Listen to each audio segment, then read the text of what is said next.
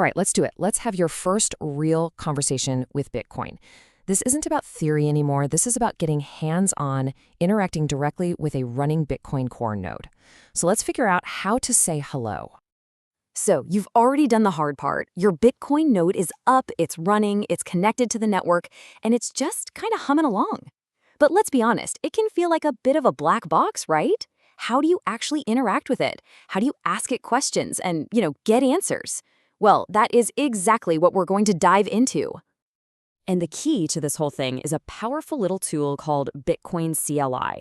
I want you to think of it as your personal translator, or maybe like a direct telephone line straight into the Bitcoin Core software. It's the command line interface that lets you send instructions and get data back, turning this really complex system into something you can actually talk to. Now, with any new language, where do you start? You need to learn the vocabulary, right? What words can you even use? It's the exact same thing here. Our very first step is to just ask the node, hey, what can we talk about? What can you do for me? And you know what? It's actually super simple.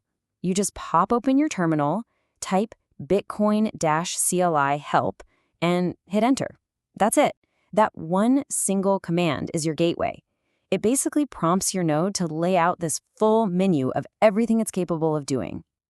And what you get back is this beautifully organized list. It's all broken down into logical categories like blockchain, wallet, and network. This way, you're not just staring at a giant wall of text. You can see right here, under the blockchain heading, you'll find commands like getBlock. This isn't just a list, it's the table of contents for your entire conversation with Bitcoin.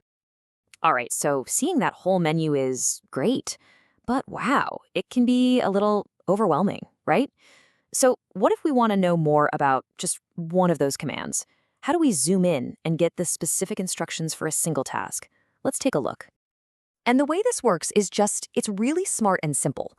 If you type bitcoin-client help all by itself, you get that full list. But if you add the name of a specific command after the word help, like bitcoin-client help get block hash, it's like asking for the user manual for just that one tool. It's the difference between seeing a restaurant's entire menu and asking the waiter to describe a single dish in detail.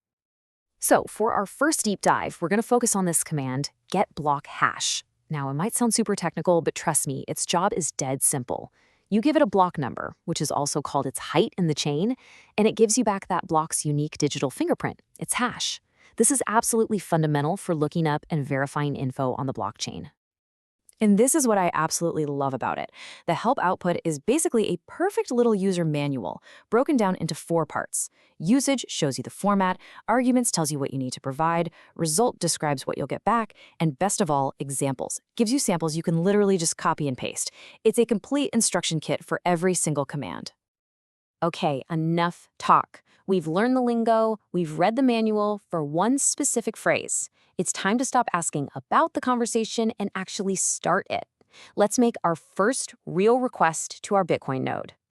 And we're not going in blind here. Remember that examples section from the help output we just looked at? That's our cheat sheet.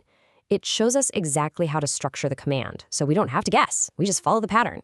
So let's put it all together. First, we have bitcoin-cli, that's our tool. Then getBlockHash, that's the command we want to run. And finally, 1000, that's our argument. We're asking for the hash of block number 1000. Let's send it. All right, the message is sent. Now for the fun part, getting a reply. What is the node going to tell us? And more importantly, what does that reply really mean? And there it is. The node responds with this long string of letters and numbers. This right here, this is the hash for block 1000 on the Bitcoin blockchain. We asked a very specific question, and boom, we got a precise, factual answer directly from the source. But look, this hash, it represents so much more than just a random string of data. It's a confirmation that your node is alive, and it's listening. It proves your connection. You are successfully communicating with it. And it's information. It shows your node has all that historical data going way back. This single response is basically a successful diagnostic test of your entire setup. And that's really the heart of it. You didn't just run a command. You actually had a conversation. You asked a question, you provided some context, and you received a meaningful answer back. You have now officially spoken to your Bitcoin node. This was just the first word in what can be a very long and fascinating conversation. You now have the keys to unlock this whole universe of information, from transaction details to network stats.